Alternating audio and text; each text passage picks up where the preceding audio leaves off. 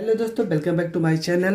तो आज हम आपको बताने जा रहे हैं कि चक्रवृद्धि ब्याज के सवाल आप चुटकियों में कैसे हल कर सकते हैं। आप किसी भी पेपर का एग्ज़ाम दे रहे हैं तो आप इस तरह के प्रश्न को बहुत ही कम समय में हल कर सकते हैं। तो चलो, सवाल में क्या लिखा है। सवाल में आपका दिया है मूलधन आपका दिया है 5,000 और आपका जो दर है वो दिया है 5%। समय आपका दिया है 2 वर्ष और आपका मिश्र धन आपको ज्ञात करना है और साथ साथ में हम चक्रवृद्धि ब्याज भी ज्ञात करेंगे। तो हम दोनों वैल्यू को बहुत ही आसानी से ज्ञात करते हैं। तो चलो शुरू करते हैं। सबसे पहले हम एक ही टॉपिक के सवाल इसलिए बता रहे हैं क्योंकि आपको ये अगर क्लियर हो जाएगा तो हम दूसरे टॉपिक पर बढ़ेंगे। तो यहाँ पे अगर देखा जाए तो ये कितना परसेंट दिया दर 5%। तो हम इसको तोड़ेंगे तो यहाँ पे हो जाएगा 5 और ये हो जाएगा आपका परसेंट। अगर हम 5% को तोड़ देते हैं भिन्न में तो ये हो जाएगा 5 और परसेंट हटाएंगे तो बटे में हो जाएगा 100। आपको पता है अगर परसेंट हटेगा तो बटे में आ जाएगा 100। तो 5 से अगर हम 100 को काटते हैं तो ये हो जाएगा 1 और बटे में आपका क्या हो जाएगा 20 हो जाएगा। ठीक है, मैंने पहले भी बताया था ये जो वैल्यू 20 में लिखा है बटे में, ये हमेशा प्रिंसिपल मतलब मूलधन होता है और ये जो ऊपर आपका लिखा है ना, ये आपका ब्याज होता है। ठीक है, ये आपका ब्याज होता है।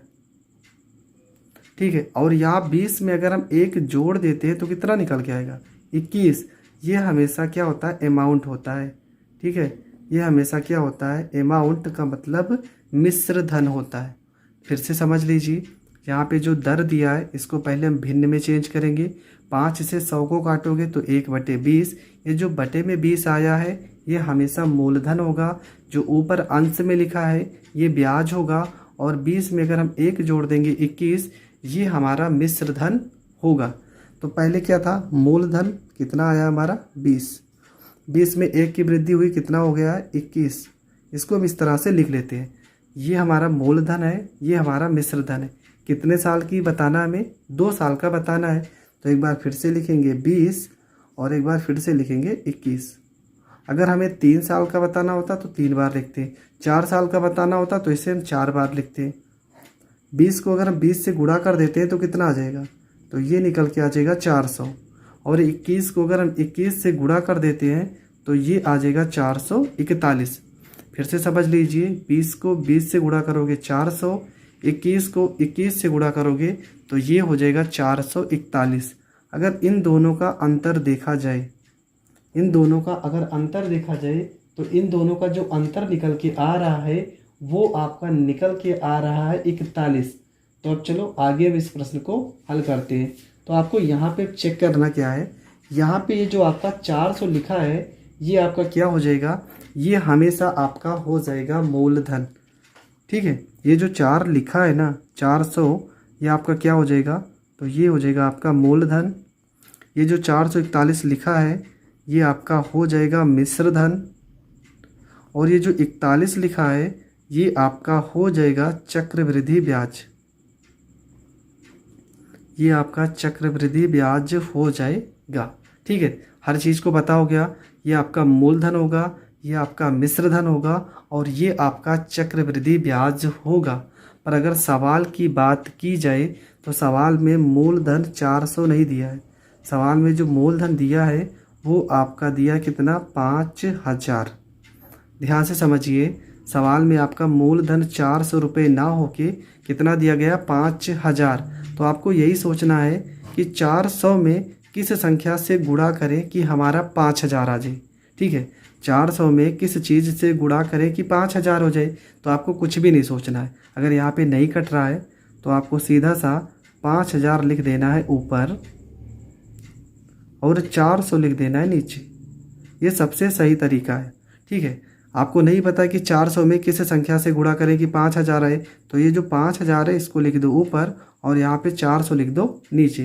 अगर हम यहाँ पे इसको काट देते 0 से 0, 0 से 0, मतलब कि कितना वैल्यू आ जाएगा 50/4 हो जाएगा।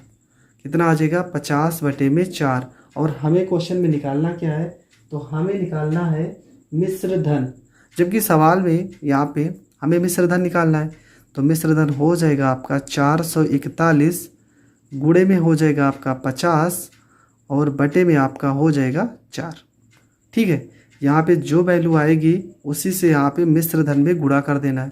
अगर ये कट रहा है तो काट देंगे, 2 से इसको काटोगे तो ये 25 बार में कटेगा, और 2 से इसको काटोगे तो 2 दूना 4 हो जाएगा।